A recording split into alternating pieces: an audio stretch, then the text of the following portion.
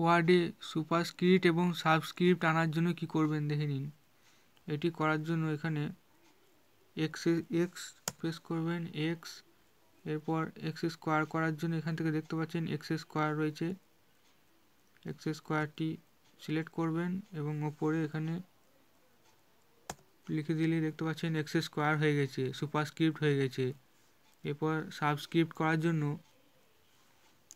এখান থেকে সি ও, এরপর এখানে 2 করার জন্য দেখতে পাচ্ছেন এই চিহ্নটি x2 এখানে সিলেক্ট করে 2 করে দেবেন, দেখতে পাচ্ছেন সাবস্ক্রিপ্ট হয়ে গেছে।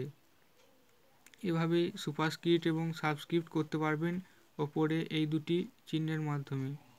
দেখতে পাচ্ছেন সুপারস্ক্রিপ্ট এবং সাবস্ক্রিপ্ট। ভিডিওটি ভালো লাগলে অবশ্যই একটি শেয়ার করে দেবেন এবং এরকমই ভিডিও পাওয়ার জন্য অবশ্যই পেজটিকে ফলো করে রাখবেন। ধন্যবাদ।